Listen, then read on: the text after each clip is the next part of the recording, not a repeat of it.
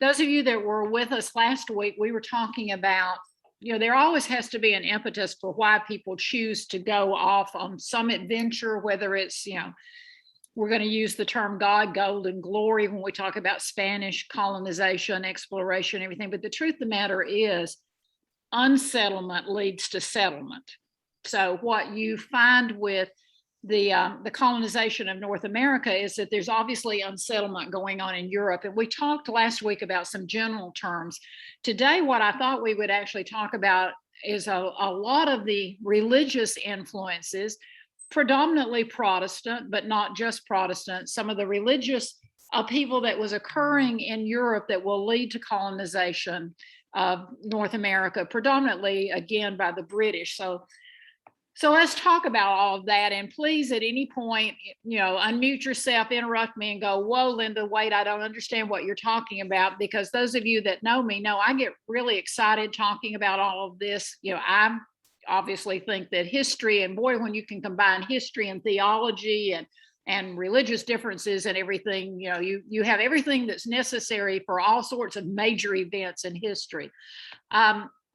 So today that I thought what we would talk about is, of all the unsettling events that occur in Europe prior to the establishment of the British colonies in North America, I believe, and most historians agree, that the most consequential of them that revolved around changes in religion.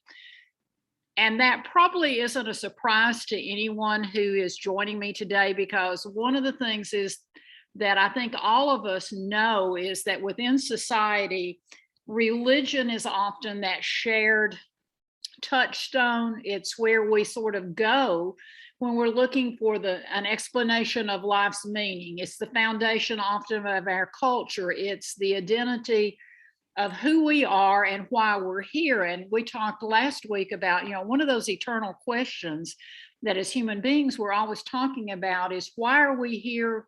What's the purpose?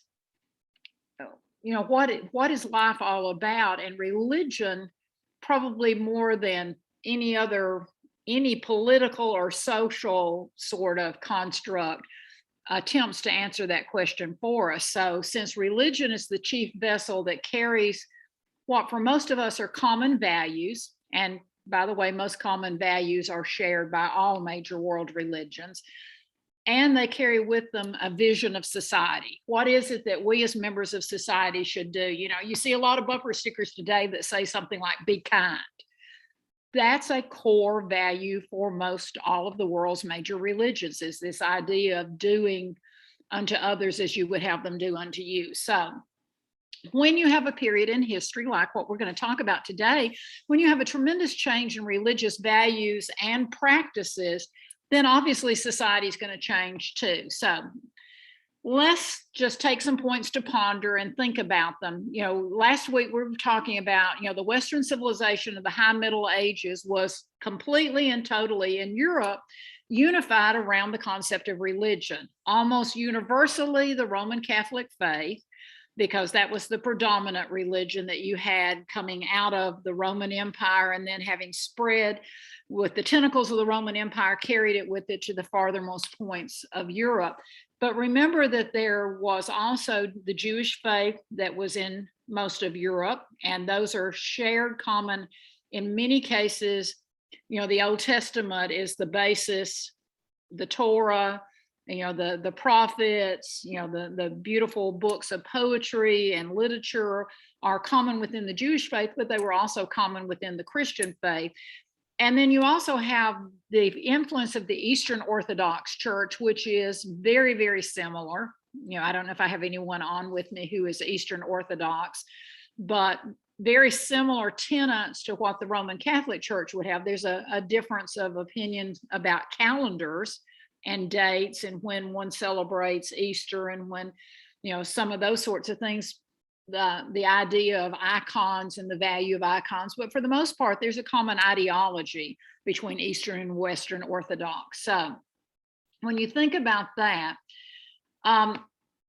religion had in Europe from about the 800s on up been the unity, and it begins in 800s. And I use that, certainly the monasteries after the fall of the Roman Empire, the monasteries had been the depository of all of the religious teachings, but they'd also been the depository of literature from the Roman Empire, from the days of the Greeks. That's why it was so important, if you were well educated, that you be able to read and speak, not only Greek and Latin not an oral language really, but you be able to understand it, along with whatever was the native tongue of the region that you lived in, was because the church had become sort of the great libraries of civilization, and they had preserved all sorts of documents for us. The church became the center point for most of that life in the Middle Ages. 800 AD, we know, is when the Pope will anoint Charlemagne as king of all Christendom, which unites all of Europe under the control of the church. And if you think about it for a moment, the fact that the Pope crowns Charlemagne, then the church is superior to the civic law, to the civil law that's going on. So church first, country second. And that country being your political origin. So most of the obligations, when we think of the Middle Ages, we think of lords and ladies and vassals and, feudal. And I mentioned that last week, vassal here, no lord or lady here. But the obligations between lord and vassal were usually sealed by a religious oath. Marriages, prior to the strengthening and the unity of the church, you had as many civil marriages as you had religious marriages. Once the church becomes dominant in Europe, then marriages were looked upon as a religious sacred vow. In fact, when you look at the Catholic Church at the height of its power from 800 till about 1300, one of the vows, you either had the vow of marriage, or you had the vow that you would take to become either a priest or a nun. Those were vows you made in front of God. The idea of being priest or nun, you were marrying yourself to the Lord and marrying yourself to the church. Those were then sacred obligations. They were not civil obligations that you could throw off if you changed your mind. The church is going to teach this is not only for your temporal life, but this is an eternal sort of obligation. The idea that even kings in smaller municipalities, smaller areas and regions, and remember that most of Europe is not united into the national system that we think of today. Germany doesn't come into existence until 1870, nor does Italy. So when you talk about regional monarchs, they're going to be crowned by church officials. Interestingly, and I have to remind myself of this, based on what your business or profession was. If you became a merchant, if you became a banker, if you became a goldsmith, a silversmith, most all of those had guilds, and guilds selected a patron saint. So there was a patron saint for doctors, there's a patron saint for nurses, there's a patron saint for goldsmiths. And that idea being there was a connection to that your vocation on earth was something that was deemed by a heavenly relationship of some sort. And probably the most visible thing for any of you who have traveled to Europe and have visited major cities is that every major city and almost every smaller town and village had a place of worship. And there was a competition between major cities as to who could have the most elaborate, beautiful cathedrals. And you can think about, from the cathedral in Milan, Italy, you think about the Notre Dame in Paris, you think about, the cathedral in Leeds, or, you can just look all across Europe, Saint Michel on the Isle off the coast of France. All of Germany is just strewn with absolutely gorgeous cathedrals. And the building of those cathedrals was considered to be part of that religious vocation. It was an obligation. The house of God should always be grander and richer, even than the palaces of earthly princes. And if you haven't ever read Pillars of the Earth, it's a wonderful historical novel, but historical novels sometimes really give you a good flavor. But Pillars of the Earth is this wonderful depiction of the building of a cathedral And the 5 generations from the time that it is initiated until it is actually finished, 140 years to build this cathedral. And then it becomes this holy place, but also a place of earthly pride for the city in which it's being built. And it looks at the different people who are as a part of that construction, how important that is to their livelihood. Also sort of the beginning of last names for people. So you have Tom the Builder, and you have Masons, and you have a lot of the names that we think of today who had duties in those religious communities and constructing it. If you think about it, the synergy that comes together, that unity of religion, holds Europe together pretty strongly, and it motivates some of the actions that they take.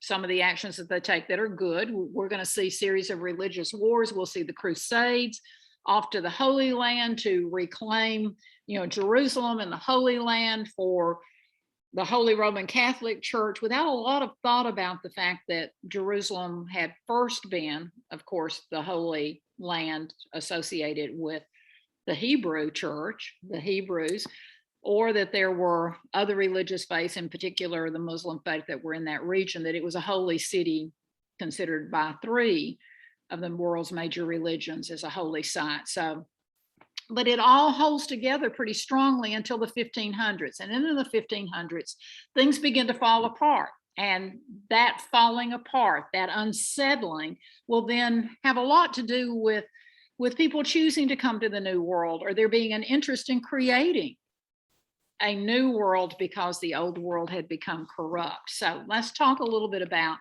the Protestant Reformation.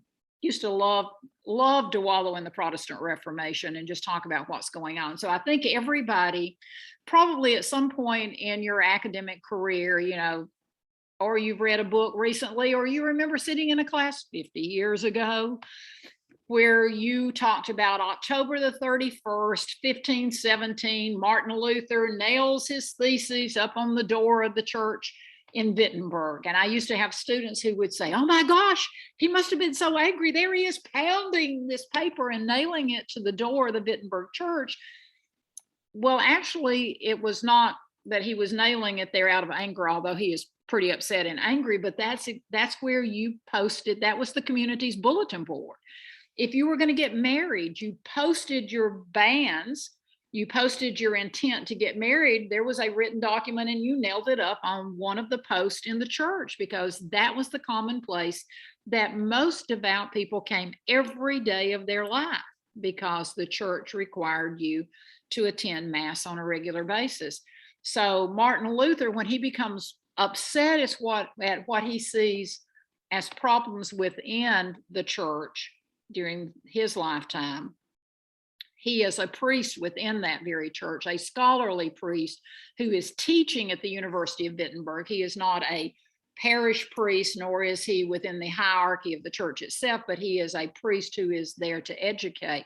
When he becomes upset and he nails his list of 95 things that he sees as a problem with the church, couldn't narrow it down to 10 or 12, which is a good workable list, but 95 things, that we look at as the beginning of the Protestant Reformation. And it is an action that will ultimately divide all of Western Christendom. And it really was not Martin Luther's intent. Martin Luther will later write and lament the fact that he didn't want to destroy the unity of the church. What he wanted was for the church to get things right, but it gets wrapped up into a political thing. So what was it that he was upset about? He has 95. I'm going to narrow it down to 5 things because I like divisibles of 5. It just works well. First of all, he was upset because of what he saw as a political maneuver, the abandonment of Rome by the popes. I don't know how many of you remember having heard at some point in your educational process about the great schism that occurs within the Holy Roman Catholic Church at a period of time during the early 14th century, but Rome had always been the headquarters of the church.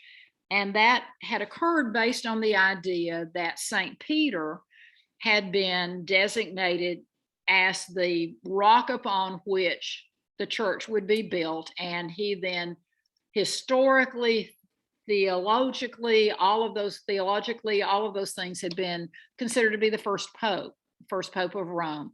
And so Rome had always been the headquarters of the church. Well, at the beginning of the 14th century, there's a power struggle that occurs. Italy is not united. Rome is its own papal state, and there's a power struggle because the church controls most of Europe. Importantly, most of those contributions that are being made in the form of taxes to support the church, tithes, offerings, donation, most of that money was coming out of local communities, out of local states, provinces, nations, and coming to Rome. Well, there becomes a conflict of power between the French crown. France is the most dominant power in Europe at that point, early 14th century. It'll change quickly, but between France and Rome. And so you have this struggle that occurs over who's going to get to appoint the Pope. Well, the Pope had always been chosen by a college of cardinals, and the cardinals were always based in Rome when they make that decision. But there becomes this period of conflict, and what you end up with is a period in time where we have two popes. Actually, for a short period of time, we have three popes. Rome appoints a pope. Philip IV of France gathers the French leaders of the church together. They appoint a pope who will be at Avignon. And there is this conflict because how do you know who's in control of the church if there are two popes being the chief intercessor between earth and heaven? And that creates a real problem. So Avignon, the pope in Avignon there will be a pope in Avignon from about 1309 until about 1376. Simultaneously, there's a pope in Rome. And then there finally is an agreement that they need to come together and have a compromise pope. And eventually they will do that. But for a short period of time, the compromise pope is ruling the church while the Roman and the French pope have not stepped down yet. That concept, which Martin Luther's not alive when that's happening, but that concept that there is not purity in the way that it is politically, that there are politics involved in choosing who the Pope is, and it's not purely a religious decision, really bothered Martin Luther. I'm assuming that for today, for most of us who are actively engaged in a congregation, either a synagogue or a church or whatever, the idea that politics would ever play a role in choosing who would lead the church or who would serve in certain positions of power is the antithesis of everything that we've ever been taught. But Luther was just absolutely dismayed that the idea of religion, the idea of that holy eternal purpose, didn't kind of push down the politics. It just really bothered him.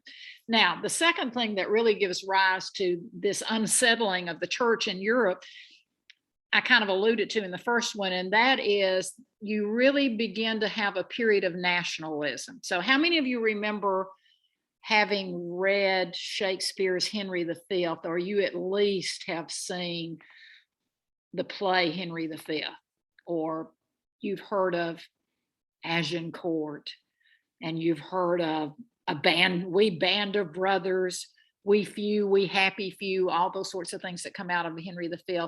Well, the 100 Years' War, which by the way was 116 years, but the French and the English obviously can't count. The 100 Years' War really is that first rise of strong nationalism. France has been the dominant political power. The religious seat is in Rome. And the British Isles are, as will be referred to often, that separate jewel, that island nation in the North Sea. They are not part of the continent, nor do they ever want to be part of the continent, which sort of impacts even the European Union today. They still sort of see themselves that way. Well, the 100 Years' War begins in 1337, early 14th century. And people began to think of themselves in nationalistic terms. Instead of thinking of yourself as Castilian, or thinking of yourself as Burgundian, or thinking of yourself as, not totally true in the British Isles, but of thinking of yourself as Anglo or Saxon, people begin to think of themselves in terms of being French or of being Spanish or being English.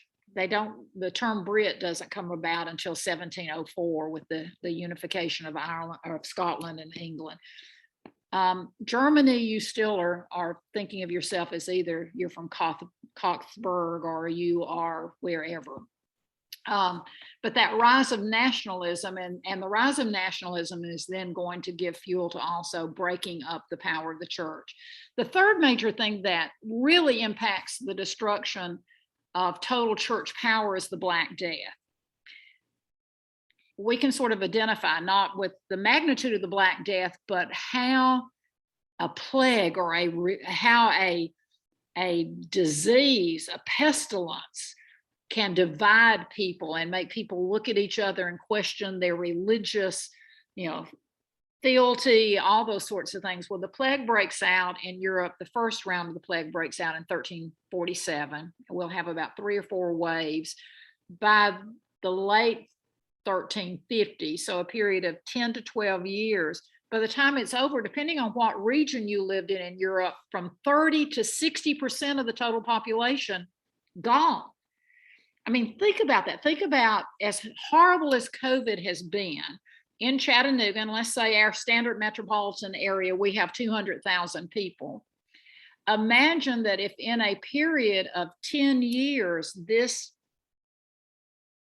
plague existed so that at the end of 10 years, and it was worse in urban areas, so 60% of the population's gone. Then you can sort of get in your mind that image of the wagons for the dead and people, pulling the carts and saying, bring out your dead, burying in mass graves. But it also, the plague has this impact of what had been this unity of faith, this idea of Christendom being split up because you have so many people that then begin to question, but I've been going to mass every day. I've paid my tithes. I have been trying to live by the commandments. I've not been bearing false witness. I've been honoring my parents, all those sorts of things that were looked upon as cornerstones of the religious faith. And yet my family's dying just like those who have no faith. So what if all of this is a man-made construct that deludes us into following the rules that have been created by this body of powerful people? It really is an unsettling that reaches from the far north in Europe all the way to the tip of the boot of Italy. One of the quotes that I found by an author that I thought was really interesting, and this is a quote from him, he said, the Black Death had not only shaken the physical and political structure of European society, it affected the faith itself. Horror bred too much despair. Humans need the assurance of hope. And I found that to be such a profound statement, because a lot of what we're looking at, even in the creation of this new society and a new land, is based on the idea of hope. One of the other things, fourth thing that Luther was really concerned about was the decline of Latin. Because once you had this growing sense of nationalism, once the Renaissance will bring back a recovery of the classics, but you have a period of time where obviously most of the scriptures that were being used in the Holy Church in Europe at that point was in Latin. One of the reasons why the priesthood had become so powerful was the priest then would teach from the scriptures, and it was actually deemed a sin to attempt to read the scriptures and understand them on your own. And that really had not been a huge issue for a period of time, because the majority of citizens simply could not read or write. that level of education, being able to read and write in Latin, was something that we think, and it's hard to know for sure, but that probably less than 3% of the population of Europe could actually read and write in the Latin. So once you have this resurrection with the Renaissance occurring, and it begins in the 1400s, reaches its peak in the 1500s, where people begin to learn to read, the idea that they're being told they can't read on their own and understand what they're reading, this excitement for learning, this rebirth of knowledge and everything, threatens the power of the church. And then finally, the last thing, and I think probably what most people think of when they think of Luther and the posting of the 95 Theses, is what he viewed to be actually corruption within the church. And I think for Luther, the thing that brought it to the head was the selling of indulgences. Indulgences came about because not everybody could be in a church every day. In smaller communities, you didn't have that sort of advantage of being able to get to church every day. There might be a parish church, but you didn't always have religious instruction every day. And it's interesting that the need for money within the church goes hand in hand with the building of St. Peter's Basilica in Rome. Who all's been to Rome? Raise your hands, wave. St. Peter's Basilica is absolutely gorgeous. You think of the art that's in the basilica, you think of the Sistine Chapel and Michelangelo, you think of Raphael, you think of Leonardo da Vinci, all these wonderful artistician, these wonderful artists that are at the height of their power almost simultaneously with the splitting of the church.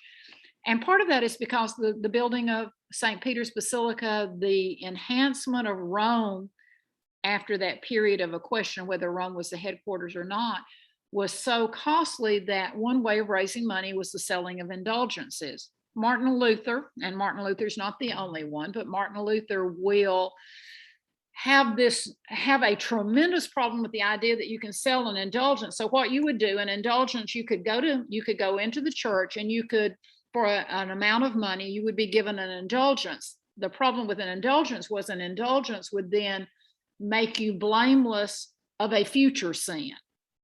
So let's say that I go to church on Friday, I'm going to mass at high noon, and I purchase an indulgence. I'm trying to look and see what my friend Irv just said. Can't, let me see if I can get it to pull up, Irv. I'll be back so I can see that better in just a second. No, I was asking about whether literacy was widespread in the 1400s. And so even, the thought of being proficient in Latin would have been absolutely, utterly bizarre. It would have been, because that would have been the highest order of learning, and reading and writing itself. If we figure that less than 3% of the general population could read and write at all, most of that's going to be concentrated within the church, within, I would also say within the synagogues, but it's not, that's a literacy that has a primary purpose of being able to teach the traditions of the faith and everything. So it's not a general literacy at all. Well, Luther, the idea of indulgence is, so I go into church on a Friday. There was a little ditty, actually, a song that was quite popular with troubadour singers at that point, that basically the lines were, the moment into the coffers the coin rings, the soul from purgatory springs. So not only can I buy an indulgence for myself, it's Friday, I'm concerned that I might get drunk tonight. And what if I die in that drunken state and I don't have last rites, extreme unction, which was one of the ritual, what it was considered to be a sacrament within the church. And if I don't have last rites, then I'm going to purgatory and I'm going to be there for a period of time. But if I've bought that indulgence and something happens and I don't have last rites, then out of purgatory I go. But even more as an absolute horror for Luther was the idea, let's say I have somebody in my family that I know to the best of my human knowledge, that that person was not a believer. That person did not practice, the sacraments of the church. They didn't go to church. They didn't take communion. They were not baptized, all those sorts of things. And I have this great fear that even if at the last minute that they made a decision that they are in purgatory for an indefinite amount of time, and I pay a substantial indulgence, I can then send them on to heaven. Well, Luther's, I can just imagine Luther's head exploding thinking about that, because there's nowhere in the scriptures that that the Holy Roman Catholic Church held to be sacred. Nowhere in those scriptures is that a practice. That was a decision that was made, and within the church at that point, the scriptures were equal to papal bulls, which was meant a decision, a written, almost like an executive order of the church. Luther had a real problem with that. So what does Luther do? We'll do this real quickly and then we'll move on.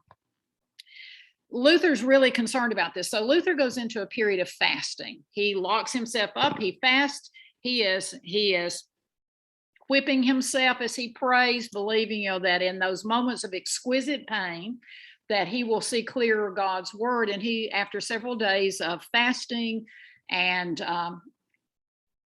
praying, he becomes fixated on a scripture in Romans that basically says, by faith you are justified. And Luther then will begin to look at the church and try to separate what he sees as these are commandments God has given us versus these are things the church has added that adds to their particular power. So that's when he begins to make a list. Here are things that I have concerns. These are not scripturally based. These I see to be political practices. And he nails up those 95 theses. So real quickly, so how does his protest impact Europe and ultimately lead to a great change? Well, first of all, his objections went to the very heart of the faith, that idea of redemption and salvation. How do you know if you're saved? In the Christian tradition, how do you know if you are going to go to heaven, that you know that you have been saved? And in his mind and in his scholarship, as he explored and studied more, he decided the answer was really simple. The answer is faith.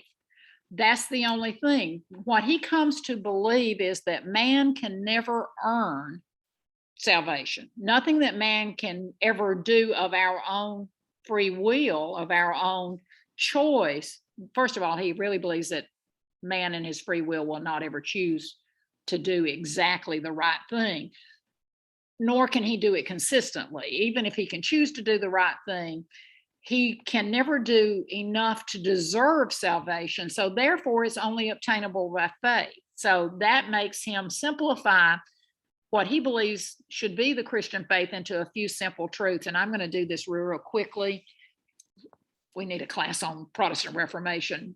So he says it's faith alone. There's no mediator that's necessary. The church was set up. At that point, the practice was, if any two of you shall ask it in my name, and that two would be your priest, and together then you would pray together. The absolution from sin was delivered by the priest, and Luther says that's not necessary. That's not necessary. Well, in lessening the role of the priesthood, then he's lessening the power of the church. He then took a look at all of what were deemed to be the sacraments within the church, and he narrows it down to two that he says are commanded by God, that they are within the Holy Scripture, and that's important too. He believes that the only thing that is important to understand God's will for man is to read God's word. God's word is divinely inspired and it is true. So it's not the church's teachings through papal decree or whatever and the word of God. It is only the word of God. If the Torah, if the books of the law say this, within the Christian faith, has that been altered in any way with the coming of Christ? If not, then that's what you ought to be doing. So God's word is divine, and it can be easily understood because you will, with prayer and study, you will understand the meaning. only communion and baptism are mentioned in the Bible, and therefore they are the only two that are necessary. Now, if you're going to marry, you marry in the church. But unlike the church, Luther doesn't feel like that you have to be married. You know, you can be alone. Why would you choose that? But you can be. He also believes that the leaders of the church, the priesthood within the church, do not have to take those holy orders of celibacy, poverty, you know, that dedication to the church. He instead believes in a priesthood of believers, and remembering he's trying to clean up the church. But what happens is it plays into the situation where tax money is going to Rome and everything, and the German princes, Luther is in the German provinces, he's in Wittenberg, the German princes become religiously inspired, we think, by reading all the historical texts. They become religiously inspired by what Luther says, but they also see a political advantage in a splitting of the church. And so they join him in protesting the role of Rome in the church, and the German princes will then become known as the protesting princes, and from that will come the term Protestants, that it's going to be used to explain them. So real quickly, and I'm trying to watch the clock. Remember, it's important to remember that Luther didn't mean to split the church, but once he does, once one person is critical of the church, then it opens Luther up also to criticism. So almost on his heel, Luther, 1517, by 1536, John Calvin, who is French, is saying, well, Luther was right. The Catholic Church has these tremendous flaws, but Luther didn't get it exactly right either. So in 1536, he writes the Institutes of Christian Religion. And in it, he has sort of a different take on what it takes to be saved. I'm going to simplify this so much. And those of you who are Presbyterian, John Knox and the Scottish Church will come off of John Calvin's teaching. Don't throw a shoe at me as I make this probably much, much more simple than it is. We need gays to look at it. But he's basically going to say the French Protestants, who will be known as the Huguenots, that there is a predestination.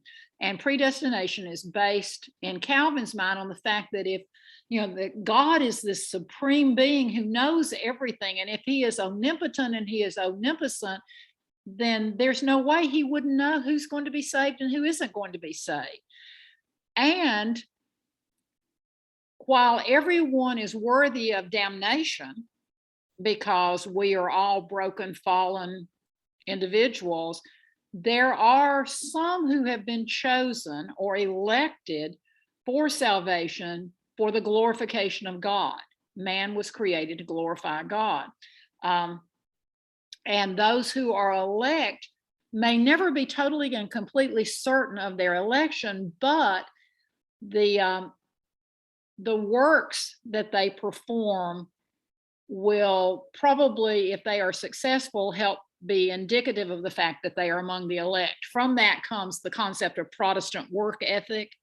The harder you work, the more you produce, the more that is probably an indication that you are among the elect. What you will find with the French Huguenots, with Calvin, is that the Huguenots will become very convinced of their own election, and therefore they become uncompromising perfectionists. And by that I mean they believe that each person has to live every day of their life as though the next second is your last moment of life. And so you have to live the best, most possible life, and the world around you needs to reflect that unerring devotion to God and his ideas. So Calvin is going to believe in theocracy, because he's going to say, how can you have individual Christian faith and yet live in a political world that is not based on Christian principles?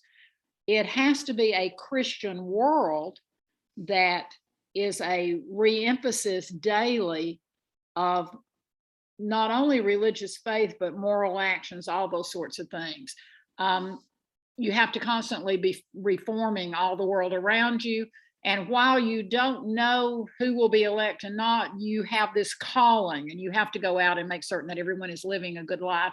You strip away everything to a strict faith and trying to live in that faith. So the people become truly the body of Christ. Now, the other big influence that will impact the settlement of the North American colonies is the English Reformation, which has very little to do with religion, quite frankly.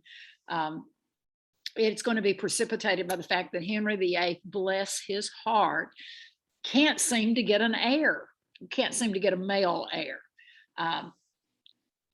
We could go through the 6 wives of Henry VIII, and that would be so much fun. But the reality is Henry marries the widow of his older brother, Arthur, Mary of Spain. And Catherine of Aragon, she had been born and baptized as Catherine of Aragon. He marries her. They have a daughter who will become Mary I.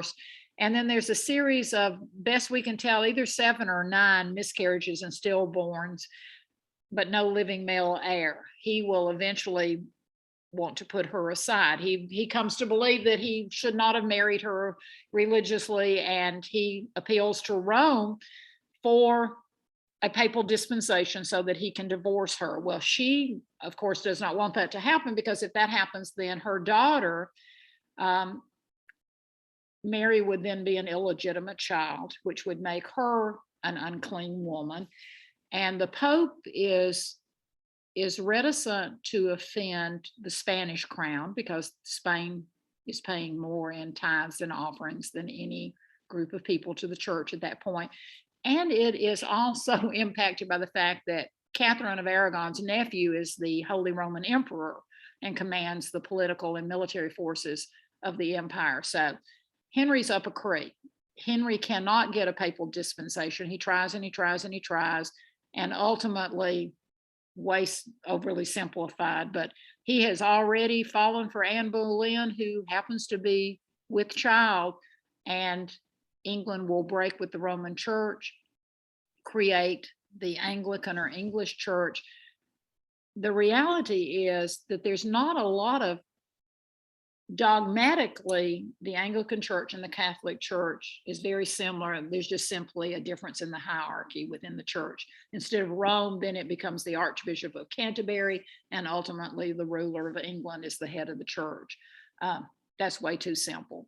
But anyway, Henry dies. Edward VI comes to the throne. Edward has been raised by Protestant family members, and so the pendulum's going to swing toward punishment of Anglicans and Catholics. Edward only rules for 6 or 7 years. He's a sickly weakling product of the 3rd marriage. He dies. Mary I comes to the throne, who is the daughter of Catherine of Aragon. She becomes known as Bloody Mary. I think we can probably figure out what she does to those that oppose the Catholic Church. And then Elizabeth I will come to the throne. And Elizabeth, the golden age, the Elizabethan age, Elizabeth is a little more pragmatic. She will adopt and abide by the Anglican Church of her father, but she opens it up to allow different varieties of the Anglican faith, and she really wants to allow for peaceful coexistence with other religious faiths. So what in the world does any and all of this have to do with getting to the New World? Well, you know, where the Spaniards had come to the New World, the idea being God, gold, and glory, they had become incredibly wealthy. They are the first colonists. But by the 3rd generation of that tremendous wealth, there was no middle class in Spain. So you have peasants who are working for the lords. The lords are no longer working because they're incredibly wealthy, and Spain begins to slide. France has replaced, by that point, France has replaced Spain as the most powerful nation in Europe by the late 15th century, late 1400s. But France is in the midst of a civil war. Sometimes if you want to get just, I started to say, if you really want to read about a funny war is never funny. But the War of the Three Henrys in France is I mean, it's just almost like a Monty Python sort of story, because you have Henry of Guise, and you have Henry, who is the royal family, and then you have Henry of Navarre, and there's this conflict between 3 Henrys, and you have crazy monks jumping out and killing people. And I mean, it's just absolutely nuts. But what you have by the end of the 14th century in France is you finally have the Civil War coming to an end with the Edict of Nantes. Henry of Navarre, who is a Protestant, becomes king of France, and then almost immediately converts to Catholicism because he says 90% of the people in France are Catholic, therefore Paris is surely worth a mass. He converts to Catholicism, but he also issues the Edict of Nantes, which says that all Protestants should be able to worship safely. So while Spain is falling apart, England's fighting France is fighting a civil war, England is getting wealthier and wealthier and more technologically advanced. Some of the wealth is coming from the fact that, you've got folks like John Hawkins and Francis Drake that are robbing, as sea dogs, robbing the Spanish galleons and taking their money. Who's seen Prince of Blood? I'm trying to think of all those old Errol Flynn movies and everything. But so by the 1590s, England has suddenly come into great power and great wealth. That's the height of the Elizabethan era. And they are poised to take control of all of North America. Spain's going to retain its control of South America and some of Central America, minus Brazil, which Portuguese have. France is going to struggle to maintain control in Canada, but ultimately they will, for the most part, lose out. They will keep Quebec, but they will lose out even to the English in that area. What's important for us to know that comes out of all of this upheaval in religious faith and political faith? Why are the English able to kind of pull it together when they are really geographically so much smaller than Spain and certainly so much smaller than France? Part of it is the fact that they're isolated. They did not, every time anything happened in Europe, Napoleon used to say, in Europe, if France sneezed, all of Europe caught a cold because everybody was so intermingled. Well, England was separate, and so they didn't have the same sort of influence from the continent. They developed different institutions and customs. They had never been as strong of a feudal nation as the rest of Europe had.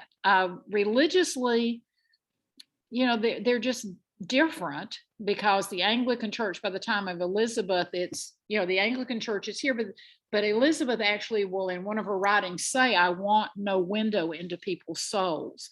She doesn't want to know what people believe. As long as they're doing what they ought to do, she's okay with it. And she's pretty loose in what they ought to do, and that is king or queen is powerful, and you're doing it all because you're English, because to be English is the greatest thing in the world. You have to remember, too, that by 1215, the English have the Magna Carta. Everybody remembers the Magna Carta? We can talk about Magna Carta, but it is the idea, King John I is forced to sign it by the English barons, and it is the idea that no man is above the law, including the king, that there is no taxation without representation, the idea of having a truly working legislative body. The Spanish have the Cortes, which is a representative body, but they have no power. The French had the Estates General, but they really have no power. The English Parliament, by the time of the 14th, 15th centuries, the English Parliament is pretty powerful. They have the right of habeas corpus. You can't just arrest me and throw me away. The idea that there is a right to trial. And one of the things that happened in England that will have a tremendous influence on how things will develop in this country is the idea that while you have a king, while you have a parliament, they're only interested in national events. They don't really control what's happening at the local level. England is divided into counties. Interesting. Same thing that we will do here. And in those counties, there are town hall meetings. I mean, the English concept for the most part was everybody comes together and they decide what's best for the people. But then once you get to an elected sort of legislative body in these new English colonies that will come about, it's going to be locally elected justices of the peace who then come together to be a county or quarterly court, and the high sheriff becomes the administrative body. I used to hear the term high sheriff when I was a little girl, and yet you would see it written and it was always just like, the Hamilton County Sheriff or the whatever county sheriff. But that high sheriff, you heard so much in the South because the South retained a lot of that English influence and that idea. So, okay. So let me wrap up for today so that next week we have boots on the ground talking about Plymouth. We'll talk about Jamestown. We'll talk about the disappearing colony of Roanoke, but how the New England colonies will be very different from the Southern colonies, and how the middle colonies kind of have their own thing, which is neither feast nor fowl, or fish nor fowl. That's the term, isn't it? They're going to be very, very different. What you're going to find with English colonization as a result of the upheaval with religious faith and everything is that, other than in New England, where you're going to have the Pilgrims and the Puritans, and we'll talk about those next week, is that English colonization, more so than French or Spanish, is going to be more freewheeling. It's less structured. It's going to be sort of this idea of no one size fits everyone, so that, you know, you've got William Penn in Pennsylvania. It's going to be a Quaker haven, but Pennsylvania is the first colony that William Penn sends out an invitation all across Europe to Jewish synagogues saying, please come to Pennsylvania. Total, complete freedom of religion. You may build your synagogues, you may worship as you want to. That wasn't true in every colony, but William Penn, that's really important to him. That's why Pennsylvania, Philadelphia, this concept of brotherly love is going to be so true. You're going to have, you know, Roger Williams, who will become upset with what's going on in the Massachusetts Bay Colony, and he and Anne Hutchinson will then found Rhode Island as a haven for dissenters. You're going to have Lord Calvert founding Maryland as a Catholic refugee sort of area, Maryland, named for, you know, the mother of the Messiah, of the Christian church. So there's no one size fits all when you start looking at these English colonies. And it's really important. Last point I'll make, maybe next to the last point I'll make. What's really interesting is that the English crown, in giving charters to these different people that allowed them to create these colonies that are so diverse. I mean, Georgia is going to be a debtor's colony. It is, as much as any of the original 13 colonies, that colony of hope. You know, I didn't have anything in the old world. I can work off my debt and start again new. I mean, that's going to become an American idea of always moving westward and beginning again. Life is filled with second and third and fourth and 18th chances, maybe. But what will be so important as we begin to look next week truly at how the colonies, how we become this melting pot, this new world, this area that John Winthrop will refer to as the city on the hill. Ronald Reagan adds the shining city on the hill. I say shining city most of the time too. But how you're going to begin to see these colonies develop with such diverse personalities is because, for the most part, as long as there's some wealth coming back to England, the king and parliament, neither one are particularly concerned. By the time they get concerned about the French and Indian War and the cost of the French and Indian War, which is 1756 to 1763, I mean, we're 150 years in to colonization. That's 5 generations, 6 generations in some areas. And by the time they decide that maybe they ought to have a hand in controlling the English colonies, that ship sailed. It is over and it is done with. And this is a whole new world, you know. And while the Puritans and the Pilgrims, the Separatists, and those who want to purify the church may have come with the intent of creating a new world, which could then turn around and reform the old world, for the most part, by the time we get to beginning to formulate any sort of unity as a people, we no longer see ourselves as part of the old world. Those ties have become so loose, those relationships are no longer existent, that when you're going to have the English Parliament suddenly 150 years later start to say, well, you know, we want you to do this, we want you to do that, you can't sell this, you can't do that, you have to do all of this, you're going to find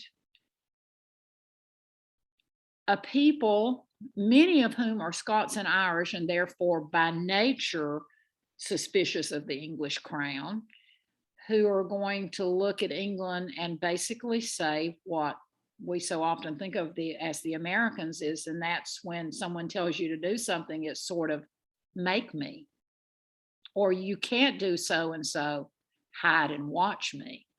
And it's interesting how that absence of authority for 150 years will make it almost impossible to suddenly decide that you want to have authority. It's kind of like for those of us that are parents, you know, you are such a benevolent, loving parent for the first 15 years, and then your child becomes a teenager and rebellious, and you suddenly decide you're going to have control. It's harder if you haven't established some guidelines all along the way. So anyway, if we think about it, so many of the people who are going to come then to these earliest settlements from 1619 in Massachusetts to 1607 in Jamestown and everything in between, 1735 is the last colony, and that's Georgia. So if you think about that over 100-year period of time, most of those people are coming for reasons that have to do with the unsettling of Europe. There's either no chance economically, religiously, you're not lockstep with the church, and this becomes the land of hope. 429. Oh my gosh. I'm sorry. I wanted more time for questions. You know, you guys are going to just have to start turning things off and whistling loudly. I think we're going to need to look for a patron of the vassals so that we can take care of some of us. I think that may very well be true. Listen, thank you all for being here today. Next week, we are on the ground. We are going to look at why Jamestown almost fails until John Smith gets here, you know, what was going on there. We'll look at Massachusetts, and then we are going to move pretty quickly into getting us into the 18th century so that we can move forward to a coming unity but we have to kind of wallow around in being Georgians and, you know, North Carolinians, and oh my Lord, you know, one of the things I'll talk about next week is who is the most important colony, and there's this constant conflict between Virginia and Massachusetts. I'm not so sure that that's all gone away, even today. You know, Virginia, Boston, you know, who fermented the revolution? They still disagree about that. So we'll try and settle some of those questions next week as we search for hope in a new wilderness. How's that sound? Thank you so much for doing this. This is just really exciting. This was so high average. It was really good. Well, thank you. I totally agree. Super. I was looking forward to it. If I could only figure out how to use this machine, but I got close today. I was able to come in a couple of minutes late, but thanks again. And all of you guys that have organized this stuff, it is just great. You really picked us. You really picked a star. If we had a centerfold for the telephone directory, it would be Linda Moss Mines. You're right. It would. You're so funny. Let me tell you, the staff at the library, from visiting the local history desk, which I was there earlier this morning, to they are absolutely wonderful. They're doing all sorts of exciting things. If you haven't gone in and seen what, am I allowed to use the term, Suzette, you know, Christine, new library? I mean, the library doesn't look like the library looked even 20 years ago or 10 years ago. It is this center of energy, and so many things are going on. I can't say thank you enough to them for allowing me to just imagine they've caught up with the 21st century. Now we've got to get the rest of the town to do that. And I have to admit, I'm still one of those people that even though I own a Kindle, I really do love the smell of opening a book. I agree. It just does something for my soul. But thank you so much. I'll see you all next Tuesday. We're going to get those colonies rolling and then move forward. Thank you, Linda. Thank you, This is everybody. great. Thanks, folks. See That's you it. soon. Bye.